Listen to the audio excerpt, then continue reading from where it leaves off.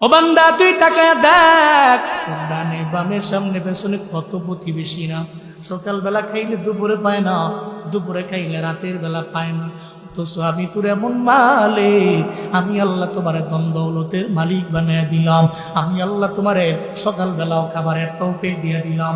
আমি আল্লাহ তোমার দুপুর বেলাও খাবারের তৌফিক দিলাম। আমি আল্লাহ তোমার রাতের বেলাও তৌফিক দিলাম। দেখো না, তোমার প্রতিবেশী সকালেও পাইলো না, দুপুরেও পাইলো না, রাতের বেলাও পাইলো না। একটু দেখ, রমজানের রোজার মাধ্যমে আমি আল্লাহ, রমজানের রোজার মাধ্যমে আমি আল্লাহ, আমি আল্লাহ তোমাদের একটু শিখিয়ে দিলাম, তোমাদের ব্রেনের মধ্যে দিয়ে দিলাম। অন্য বান্দারে আমি আল্লাহ দিই নাই, তোমারে দিলাম। একটু তুমি সকালেও খাও নাই, দুপুরেও খাও নাই, রাতেও খাও নাই, না খেয়ে দেখো কেমন কষ্ট লাগে। অথচ আমি আল্লাহ রমজানের বাইরেও একটা প্রতিবেশীরই খাওয়াইলাম না, তোমারে খাওয়াইলাম। আল্লাহ কয়ে তোরে এটা পরীক্ষা করার জন্য আমি আল্লাহ রোজা দিয়ে দিলাম, যাতে করে তুমি তাকওয়ার লাইনে আগায়া যাও, আল্লাহ ভীতির লাইনে আগাইয়া যাও।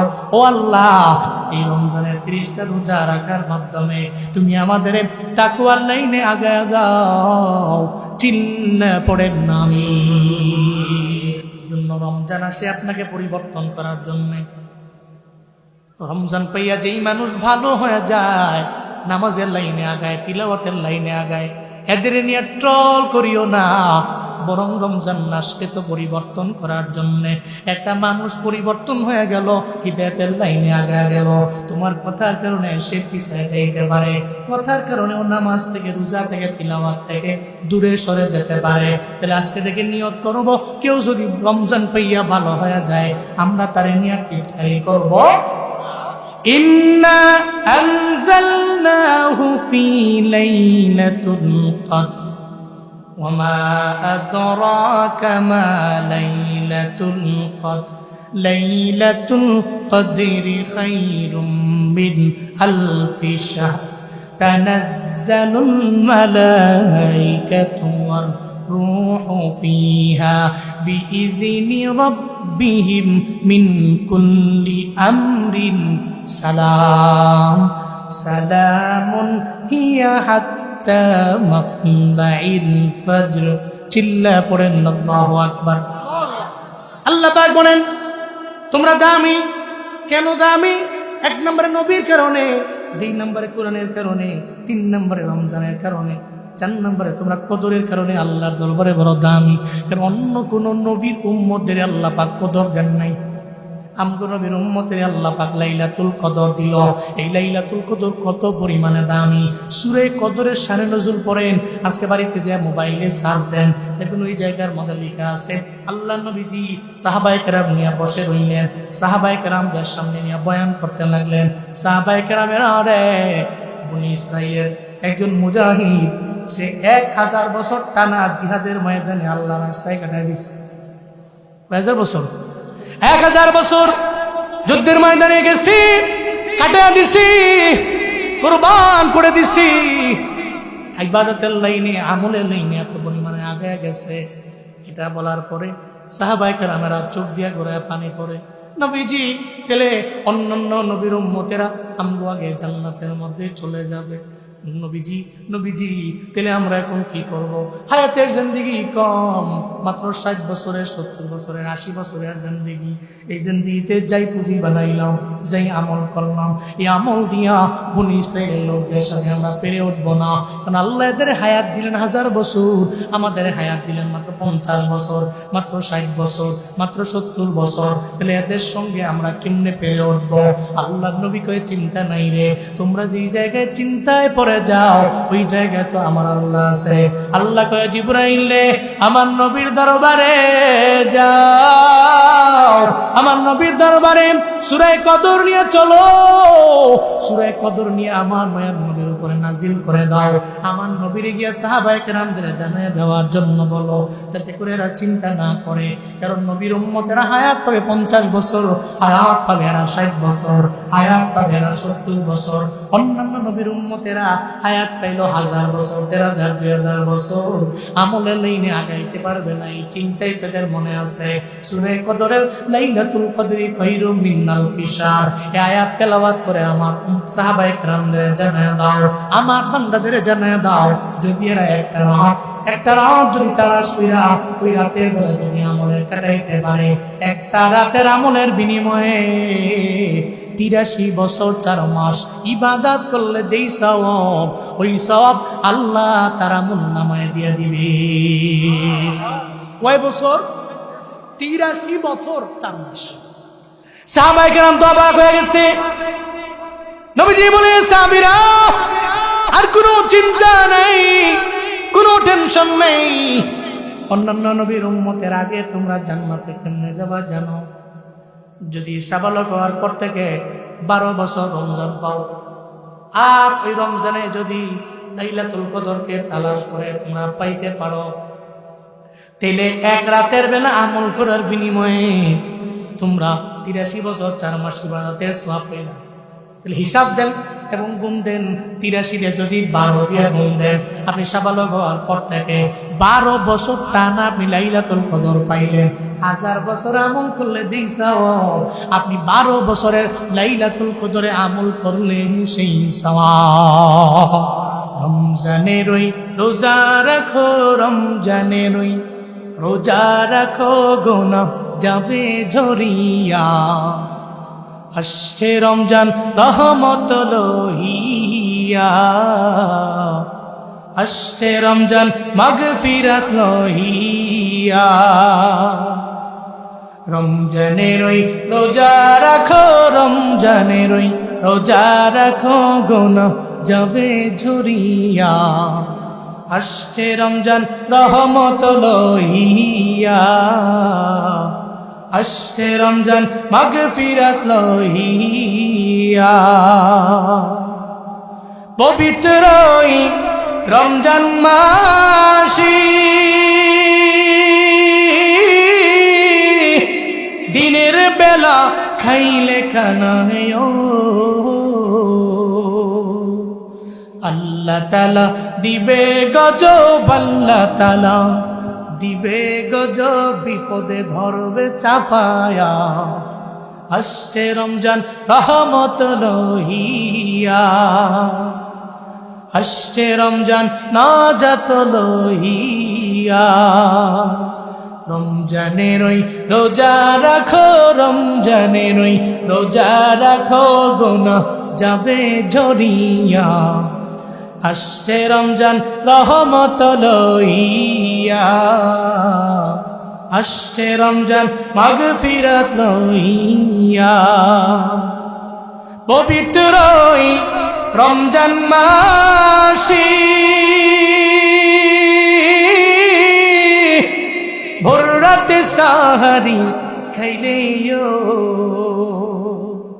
প্রতি লোকমায় দিবে সওয়াব, প্রতি লোকমায় দিবে সওয়াব, আমলনামায় লিখিয়া। আসছে রমজান রহমত লইয়া, আসছে রমজান মাগফিরাত লইয়া। রমজানের ওই রোজা রাখো, রমজানের ওই রোজা রাখো, গুনাহ যাবে ঝরিয়া। আসছে রমজান রহমত লইয়া, এলো রমজান মাগফিরাত লইয়া, এলো রমজান নাজাত লইয়া, এলো রমজান নাজাত লইয়া। হাসরের ময়দানে আমার নবীজি বলবেন, উম্মতদের ধরে ধরে জান্নাতের দরওয়াজার সামনে হাজির। জান্নাতের দরওয়াজার সামনে গিয়া দাঁড়াইয়া নবী বলবে, আনা মুহাম্মদ, কারে নিয়ে আইছেন? আমার সব উম্মতে মুহাম্মদীরে আমি নবী সুপারিশ করে দরওয়াজার সামনে নিয়ে আইলাম। আপনার জন্যই তো অপেক্ষায় রইলাম। যেদিন থেকে আল্লাহ জান্নাত বানাইছেন ওদিন থেকে দরওয়াজার মধ্যে দাঁড়ায় রইলাম। অন্য নবীরা আইল, এই জান্নাতের দরওয়াজা ওপেন করার ক্ষমতা নাই। অন্য নবীর উম্মতেরা দরওয়াজার সামনে আইল, এই দরওয়াজা ওপেন করার ক্ষমতা নাই। আপনি আসতে দেরি, এখন আর আমার কোনো চিন্তা নাই। জান্নাতের 8টা দরওয়াজা ওপেন করে দিলাম। যেই দরওয়াজা দিয়া মন চায় ওই দরওয়াজা দিয়া জান্নাতে ঢুকে যা। আতিনা ফিদ দারে দুনিয়া না হাসান, আতিনা ফিদ দারে উকবা না হাসান, ইয়া ইয়াস মুস্তাগীসি নাহদিনা লব্বিকারা বিল উলুমে ওয়াল গিনা। হর গৌরি দে নে কতু তৈয়ার হ্যায়, জুনা মঙ্গে উস্ত তুবে জারো হ্যায়। আল্লাহ পাক বলেন উম্মতে মুহাম্মাদি বড় দামি। জমিনের মধ্যে সব উম্মতের আগে এরা জান্নাতি। শুধু তাই না, উম্মতে মুহাম্মাদি কি পরিমাণে দামি আল্লাহর নবী জানায়া দেয়, এই উম্মতেরা আমি আল্লাহর দরবারে আশা করি আরজু আন তাকুনু নিসফা আহলিল জান্নাহ। আমি আল্লাহর দরবারে এতটুকু আশা করতে পারি, এতটুকু এক্সপেক্ট করতে পারি আমি রবের দরবারে, যে আমার আল্লাহ জান্নাতের মধ্যে যত বান্দারে পাঠাবে, অন্যান্য নবী যত উম্মত আছে সব নবীর উম্মতেরা মিলাইয়া জান্নাতের মধ্যে থাকবে 50 ভাগ। শুধুমাত্র কেবলমাত্র আমার উম্মতি একাই থাকবে জান্নাতে 50 ভাগ। জমিনের সব উম্মতেরা মিললে কয় ভাগ? 50%। শুধু আখিরি নবীর উম্মত, দ্যাট মিন্স আমরা জান্নাতের মধ্যে শুধু আমরাই থাকবো 50%। সুবহানাল্লাহ, জোরে কয় না? তাহলে আমগো দাম আল্লাহর দরবারে আছে না নাই? আরো জোরে আছে না নাই? আল্লাহ পাক রব্বুল আলামিন জন্যই জানায়া দিলেন, এই বান্দা আমি আল্লাহ বড় দামি করে তোমারে বানাইলাম, তুমি বেস্ট নেশন এই জমিনের মধ্যে, সেই খেতাব আমি আল্লাহ দিয়া দিলাম। তোমারে খৈর উম্মাত আমি আল্লাহ বানাইলাম। তাহলে উম্মতে মুহাম্মাদি দামি কেন? এই উম্মতে মুহাম্মাদি দামি 5 কারণে দামি। চিল্লা বলেন কয় কারণে? 5 কারণে দামি। নাম্বার 1, উম্মতে মুহাম্মাদি কেন দামি? উম্মতে মুহাম্মাদি দামি হইছে নবীর কারণে। জুড়ে বলেন কার কারণে? সাইয়্যিদুল আম্বিয়া, সব নবীদের নবী যেহেতু আমার নবী, তো নবীর দাম আল্লাহর দরবারে যেহেতু বেশি, আমগো দাম আল্লাহর দরবারে কম না বেশি? মুসা নবীর উম্মতেরা ইবাদতের জন্য নির্দিষ্ট একটা জায়গায় যাওয়া লাগতো, কিন্তু মদিনার নবীর উম্মতের তো নির্দিষ্ট জায়গায় যাওয়া লাগে না। এলাকার মধ্যে আপনি হাওড়ে গেলেন কাজ করার জন্য, নামা বলে জলা বলে, জানি না আপনাদের এলাকার মধ্যে কি বলে, কাজ করার জন্য বড় একটা বিলের মাঝে চলে গেলেন। ওই বিলের মাঝে গেলেন কাজ করার জন্য, হঠাৎ করে আজান শুনলেন, জোহরের আজান।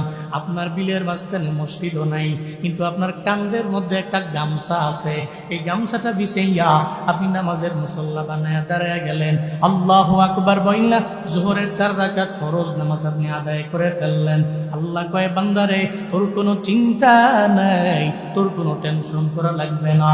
অন্যান্য নবীর উম্মতেরা ইবাদতের জন্য নির্দিষ্ট জায়গায় যাওয়া লাগে, কিন্তু আমি আল্লাহ আমার নবীর কারণে এই পুরো জমিনটারে আমি আল্লাহ পবিত্র বানাইছি।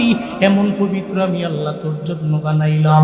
আমার নবীর পা মোবারক জমিনের মধ্যে আসতে দেরি হয়ে গেল উম্মতের জন্য। আল্লাহ পাক এই পুরো জমিনটারে পবিত্র বানাইতে দেরি করে নাই। চিল্লায়া পড়া যাবে কি মারহাবা? গামছা বিছায়া দাঁড়ায় গেছে, ওখানে ডাকতেছি, আমার মালিক তুমি কবুল করো।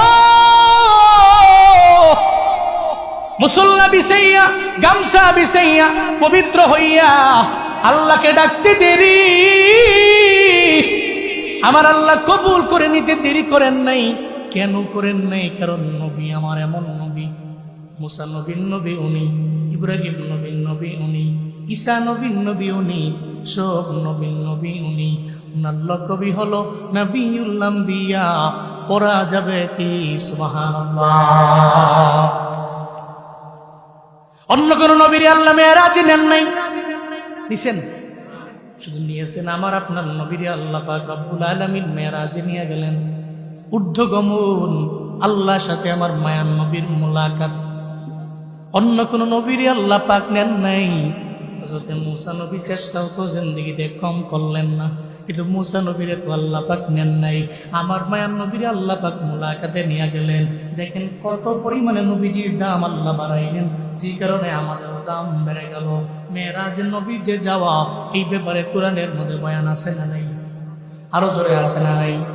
সুবহানাল্লাযী আসরা বিআবদিহি লাইলাম মিনাল মাসজিদিল হারাম ইলাল মাসজিদিল আকসা আল্লাযী বারাকনা হাওলাহু লিনুরিয়াহু মিন আয়াতিনা ইন্নাহু হুয়াস সামিউল বাসীর। চিল্লা জোরে করে পড়েন আল্লাহু আকবার। আল্লাহ পাক বলেন, আমার নবীরে আমি আল্লাহ জিবরাইল এবং মিকাইলের মাধ্যমে আমার নবীরে আমি নিয়ে গেলাম মসজিদে হারাম টু মসজিদে আকসার মধ্যে। নবীজি প্রথমে মেরাজ ইসরা, আল্লাহ পাক বললেন নবীরে নিয়ে গেলেন। জিবরাইল মিকাইল বুরাকের মাধ্যমে নবীরে নিয়া যখন আকসা মসজিদের সামনে নবীরে দাঁড় করাইল, গভীর রাত হয়ে গেছে, রাতের একাংশেই নবীর মেরাজ ছিল। এরপরে আমার মায়ার নবীরে আকসা মসজিদের মধ্যে নবীকে প্রবেশ করালেন। নবী তাকায় দেখে, রে মসজিদের মধ্যে তো রাত হয়ে গেছে, প্রত্যেকে যেন এত মানুষ দেখা যায়। কেউ কেউ নামাজে দাঁড়ায় আছে, কেউ কেউ সিজদার মধ্যে চলে গেছে, কেউ কেউ রুকুর মধ্যে রুকু অবস্থায় আছে। মায়ার নবী কয়, জিবরাইল রে, এখানে এরা কারা? এত রাতের বেলাতে এখানে মানুষ থাকার কথা না। জিবরাইল কয়, পয়গম্বর, আল্লাহ পাক আপনার মুজিজা আর আপনার সম্মান বাড়ানোর জন্য আজকে মসজিদে আকসায় যত নবী আল্লাহ জমিনের মধ্যে পাঠাইল, সব নবী আল্লাহ আকসা মসজিদে হাজির করে দিয়েছে, আপনার সম্মানে হাজির করে দিয়েছে। এরপরে জিবরাইল কয়, পয়গম্বর, নামাজ হবে 2 রাকাত, এই জায়গার মধ্যে আপনি নামাজ পড়বেন 2 রাকাত। নবীজি এবং সমস্ত নবীরা অর্ডার করলেন। হযরত জিবরাইল বলার পরে এখন ইমামতি কে করবে? কারা কারা মুক্তাদি হয়ে যাবে? কেউ তো সামনে যায় না, কোন নবী তো সামনে আগ বাড়ায় যায় না, আমার মদিনার নবীও তো যায় না। একটা পর্যায়ে জিবরাইল এসে কয়, পয়গম্বর, 2 রাকাত নামাজের ইমামতি আপনারই করা লাগবে। আমার নবী কয়, জিবরাইল রে, আমারে কেন পাঠাও? বরং আমার বাবা মিল্লাতা আবিকুম ইব্রাহিম, উনি তো আমার জাতির বাবা, উনি সামনে যাবে, ইমামতি উনি করতে পারবে, আমি না। আমার বাবা আদম তো এখানে হাজির, আমার বাবা আদমরে পাঠাও, আদম সামনে যাবে, আমি যাইতে পারবো না। হযরতে জিবরাইল কয়, ও পয়গম্বর, না না, আজকে আপনার সামনে হযরত ইব্রাহিম নবী আজকে আপনার সামনে ইমামতি করার জন্য যেতে পারবে না। আজকে আপনার সামনে মূসা নবীও যাবে না, আজকে আপনার সামনে আদম নবীও যাবে না, আজকে আপনার সামনে অন্য কোন নবীরা যাবে না। কারণ আপনার দাম আল্লাহ এত বাড়াইছেন, আপনি ইমামুল মুরসালিন, সব রাসূলদের লিডার আপনি। আজকের নামাজ হবে আপনার ইমামতিতে। যত নবী আল্লাহ জমিনের মধ্যে পাঠাইল, সব নবী হবে আপনার মুক্তাদি, আপনি হবেন ইমাম। চিল্লায় আওয়াজ করে পড়া যাবে কি মারহাবা? আল্লাহ কয়, নবীর দাম আমি বাড়াইছি, এজন্য উম্মতেরা নবীর কারণে দামি। যেই নবীর কারণে দামি হইছো, এই উল্লাহ পাড়া ধরইলের মুসলমানেরা, যেই নবীর কারণে এত পরিমাণে দামি, এখন তো চলার পথে নবীর সুন্নতের প্রতি আমল নাই, নবীর প্রতি মায়া নাই, নবীর প্রতি বিন্দু মাত্র পরিমাণ দরদ নাই, নবীর জন্য মায়া লাগে না। একটা বারের জন্য তুমি নবীর সুন্নতের আমল নিজের ভিতরে আঁকড়ে ধরতে পারলা না, অথচ সিন্নি খাইলা কার দ্বারা? যার দ্বারা তারই তো চিনলা না। মদিনার নবীর দ্বারা উম্মত দামি হইল, কিন্তু উম্মত যার দ্বারা দামি হইছে তার অনুসরণ করতে পারে না। এর মতো কপাল পুরা কেউ হতে পারে না। কথা বলেন ঠিক না? তার মতো কপাল পোড়া ইসরায়েলি কেউ, সে তো দামি হয়েছে নবীজির কারণে, সাইয়্যিদুল আম্বিয়ার কারণে উম্মত আল্লাহর কাছে দামি। কেমন দামি, সুবহানাল্লাহ। খন্দকের যুদ্ধের কথা শুনছেন না? ব্যাটল অফ কনফিডারেন্স, সম্মিলিত বাহিনীর যুদ্ধ, খন্দকের যুদ্ধ। 3 দলের সাথে মুসলমানরা পেরে উঠবে না, সম্ভব না। যুদ্ধের ময়দানে যাবেন না, তবে যাবেন, কৌশল অবলম্বন করবেন। মুসলমানরা কৌশলী হয়, সুবহানাল্লাহ পড়বেন না? পৃথিবীতে মুসলিম আদেলরা এরা রণকুশলী হয়েছে, সমর কুশলী। এই কারণে কাফেরদের সংখ্যা অনেক, কিন্তু মুসলমানরা অল্পতেই জয়ী হয়েছে। নাম্বার 1 হচ্ছে আল্লাহ পাকের নুসরত, নাম্বার 2 হচ্ছে প্রত্যেকটা মুসলিম সমর কুশলী, নাম্বার 3 হচ্ছে এরা তো চিন্তা করে যুদ্ধের ময়দানে মারা গেছি তো মরতে দেরি, জান্নাতে চলে যাইতে দেরি হয় না। এই চিন্তার কারণে এরা সব জায়গায় জয়ী। তো খন্দকের প্রান্তরে 3 দলের লোকেরা, নবীজি চিন্তা করলেন খন্দকের প্রান্তরে যুদ্ধ করে আমরা পেরে উঠব না, ওই জায়গায় 3 দলের লোকেরা আসবে, আমি নবী দ্বারা আমার সাহাবায়ে কেরামের দ্বারা সম্ভব না। নবী চিন্তা করলেন খন্দকের প্রান্তরে আমরা যুদ্ধ করব না, বরং পরিখা খনন করব, খাল খনন করব। নবীজির সঙ্গে সাহাবায়ে কেরাম নিয়ে গেলেন, 1500 সাহাবা নিয়ে খন্দকের প্রান্তরে আমার মায়ার নবীজি চলে গেলেন। ওখানে যাওয়ার পরে একটা বারের জন্য নবী বলেন না, এই তোমরা সবাই খাল খনন করার কাজে তোমরা লেগে যাও। একটা বারের জন্য নবী এদের বলে না, বরং সবার আগে বলে আমারে বুঝাটা আমার মাথার মধ্যে দিয়া দাও, আমার কাঁধের মধ্যে আমারে দিয়া দাও। কারণ সাহাবায়ে কেরাম যারা আমার সাথে আসলো এদের কাজ করার আগে অগ্রাধিকার তো আমি, আগে তো আমি আমার বুঝাটা মাথার মধ্যে নিব, এরপরে সাহাবায়ে কেরামদের বলবো। কিন্তু আমগো দেশের লিডাররা যদি হইতো ওই কাজ যা করার তোরা কর, রাস্তার মধ্যে দাঁড়াইয়া দাঁড়াইয়া কয় এটা কর এটা কর এটা কর, একটা বারের জন্য নিজের হাতও লাগায় না। কারণ ও চিন্তা করে ক্ষমতা তো পাইছি, কারণ এই চিন্তা নিয়েই তো আগায়। আর এই জন্যই তো আমার দেশের চেয়ার পানিওয়ালারা যখনই চেয়ার পায় আর তখনই চেয়ার পাওয়ার পরে নিজের অহংকারী বানাইয়া মানুষের উপরে জুলুম করতে দ্বিধা করে না। কিন্তু আমার নবীজি কেমন ইমামে আদেল ছিলেন, উনি বললেন সাহাবায়ে কেরামেরা তোমরা সব মাথার মধ্যে উঠানোর আগে আগে আমার মাথার মধ্যে দাও।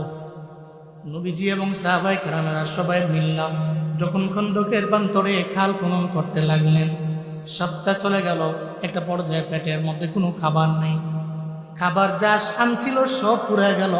সাহাবায়ে কেরামের পেটের মধ্যে কোনো খাবার নাই, আমার মায়ার নবীর পেট মোবারকে কোনো খাবার নাই, ক্ষুধার যন্ত্রণায় সব সাহাবায়ে কেরামেরা পাগলের মতো হয়ে গেল। একটা বারও আমার মায়ার নবী চিন্তা করে না সাহাবায়ে কেরামদের রাইখা আমি আমার বাসার মধ্যে যাই খাবার আনার জন্য অথবা খাওয়ার জন্য আমি যাই। নবীজি চিন্তা করলেন যেহেতু সাহাবায়ে কেরামদের আমি নিয়ে আসলাম, তাহলে এই সাহাবায়ে কেরামদের এই জায়গার মধ্যে রাইখা জীবনও কোনোদিন আমি খাওয়ার জন্য একা যাইতে পারি না। এই চিন্তা করে নবীজি পেটের মধ্যে একটা পাথর বাঁধলেন। এরপরে উনি সোজা হয়ে দাঁড়াইতে পারেন না, বারবার আমার নবী বাঁকা হয়ে যান। কারণ যদি উনি সোজা হয়ে দাঁড়ান তাহলে পাথরটা পড়ে যাওয়ার সম্ভাবনা আছে। এই চিন্তা নিয়ে বারবার আমার মায়ার নবী একটু বাঁকা হয়ে দাঁড়ায় কাজ করতে লাগলো।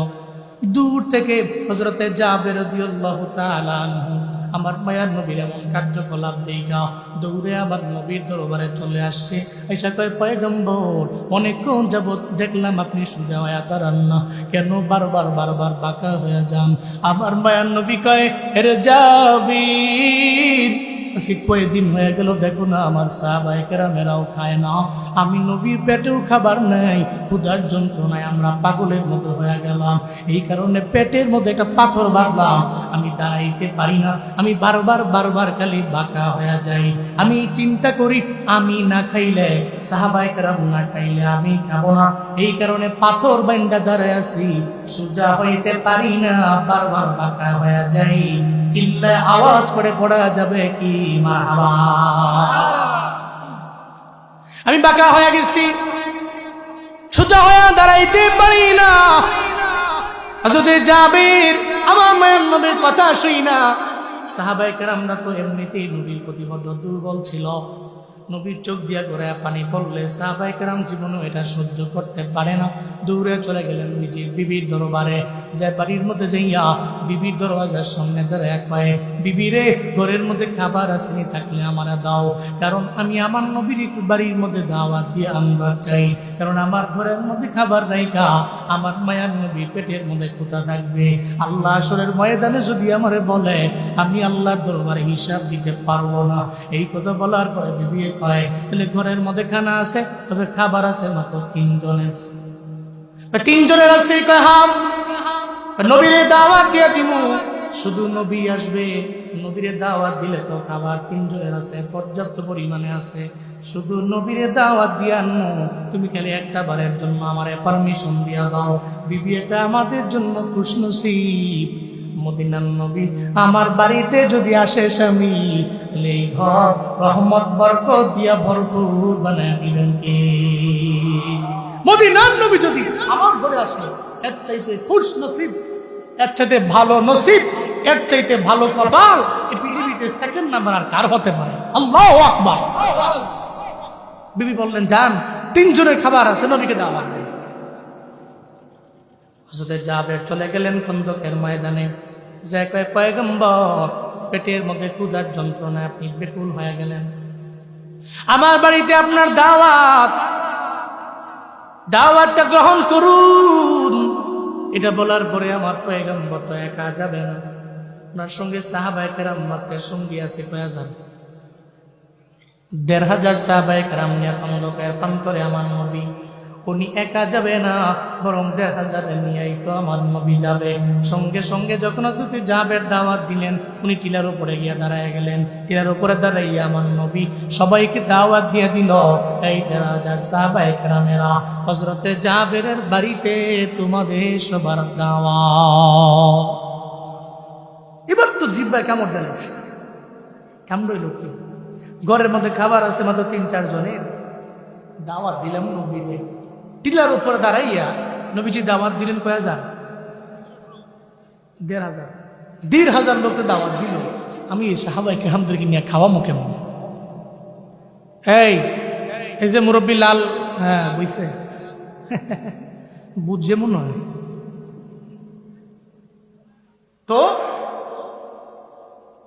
জাবের রাদিয়াল্লাহু আনহু জিহ্বায় কামড় দিয়ে বসে রয়েছে, ঘরে খাবার আছে 3 জনের, এখন কেমনে কি করি? চিন্তায় পড়ে দৌড় দিয়ে চলে গেছে বিবির কাছে। হায়, এমন কি করবো যে বিবিরে জানাই, কারণ দাওয়াত দিয়েছে নবীরে, দাওয়াত নবী দিয়ে দিয়েছে 1500, কেমনে কি করবো? বিবির দরবারে যায় বারবার বলতে লাগলো, বিবিরে দাওয়াত দিলাম নবীরে, নবী টিলার উপরে দাওয়াত দিয়ে দিছে 1500, এখন আমি কি করব? ঘরের মধ্যে খাবার আছে কয়জনের? কয় মাত্র 3 জনের, কেমনে কি করবো আমি? বিবি এমন একটা জবাব দিছে, বিবি কয়ে, স্বামী গো, চিন্তা নাই, টেনশন নাই, দাওয়াত দিছেন নবীরে, চিন্তা করবেন আপনি নবীরে লইয়া। নবী টিলার উপরে দাঁড়াইয়া দাওয়াত দিছে, নবীজি দাওয়াত দিছে 1500 রে, চিন্তা করবে নবী